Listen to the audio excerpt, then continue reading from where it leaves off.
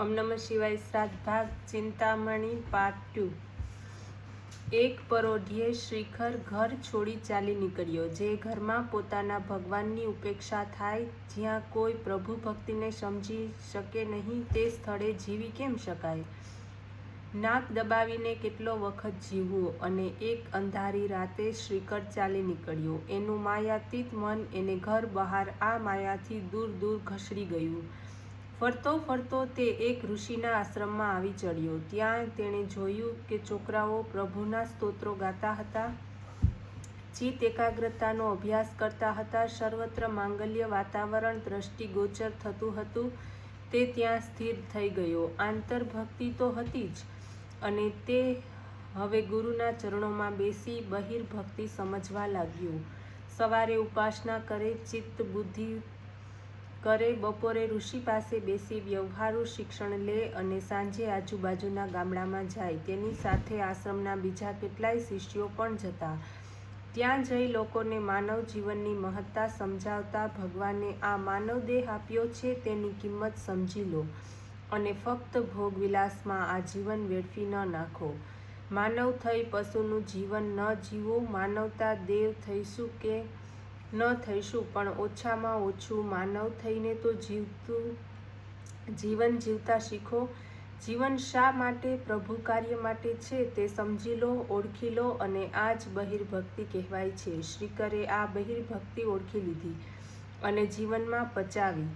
તે હવે મોટો થયો હતો, યુવાન થયો હતો. આંતરભક્તિથી વિશુદ્ધ થયેલા ચિત્તમાં બાહ્ય ભક્તિની સૌરભ ભરેલી હતી. આશ્રમમાંથી વિદાય લઈ તે નીકળી પડ્યો, કેવળ સરમ લક્ષ્યને પામવા માટે. ફરતા ફરતા એક વટવૃક્ષની નીચે તે બેસી ગયો અને ભગવાન શિવજીની આરાધના કરવા લાગ્યો. ભગવાનને પણ લાગ્યું કે આ તેજસ્વી યુવાન મારું કામ કરે છે. ભવિષ્યમાં પણ લોકો સદવિચારો લઈ જશે, લોકોની વૃત્તિ બદલશે, કામ તરફ જતા રહેલા લોકોને રામ તરફ વાળશે. ભગવાન શિવજીએ પ્રસન્ન થઈ તેને ચિંતામણી આપ્યો.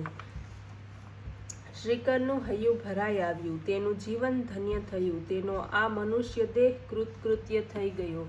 તેણે પ્રભુને પૂછ્યું, આ શું છે પ્રભુ? આ ચિંતામણી છે. તાંબાને લગાડતા જ સોનું થઈ જાય. ભગવાન, પણ મારે આનું કશું જોઈતું નથી. ચિરકાળ સુધી તમારા ચરણ કમળમાં મારું મન સદાયે ચોંટ્યું જ રહે, એ જ બસ મને જોઈએ છે. એ સિવાય મને બીજી કશી જ કામના નથી. આ મણીને લઈને હું શું કરીશ? આપની કૃપાથી તો આ દેશમાં ભગવાનનું નામ લેનારને 2 કોડિયા અન્ન મળી જ રહે છે, અને પછી આને લઈને હું શું કરીશ?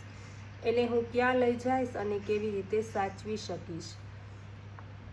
હું પ્રસન્ન થયો છું, માટે તારે આ મણી લેવો જ પડશે. પછી તારે બીજા કોઈને આપવો ઘટે તો આપજે, પરંતુ હમણાં તો તું તેનો સ્વીકાર કર. પ્રભુની પ્રસાદી મળી છે એમ માનીને ચિંતામણી લઈ શ્રીકર ગામોગામ ફરવા લાગ્યો.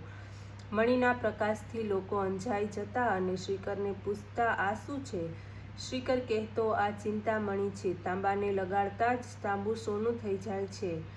તો પછી તમે કેમ સોનું બનાવતા નથી? મારે તેની જરૂર નથી માટે. એમ શ્રીકર ટૂંકો જવાબ વાળતો. તો પછી શા માટે તેને તમારી પાસે રાખી મૂકો છો? શ્રીકર ઉત્તર આપતો, હું એવા ભિખારીની શોધમાં છું કે જે જગતમાં સૌથી મોટો ભિખારી હોય, હું તેને જ આ મણી આપીશ. જે ક્ષણે મને એવો સાચો ભિખારી જળશે, તે જ ક્ષણે હું તેને આ આપી દઈશ. પ્રભુના ગુણગાન ગાતો લોકોને સદવૃત્તિ તરફ પ્રેરતો ફરતો ફરતો શ્રીકર એક ગામમાં આવ્યો. એક વિશાળ હવેલી પાસે આવી ઊભો. તે હવેલી નગર શેઠ મણિભદ્રની હતી. બહાર પરસાળમાં ઘણા લોકો શેઠને મળવાની રાહ જોતા બેઠા હતા. અંદર ખુશામતિયાઓ સાથે ટોળ ટપ્પા ચાલતા હતા. નાસ્તા પાણીની પણ ધમાલ ચાલુ હતી. ઓમ નમઃ શિવાય.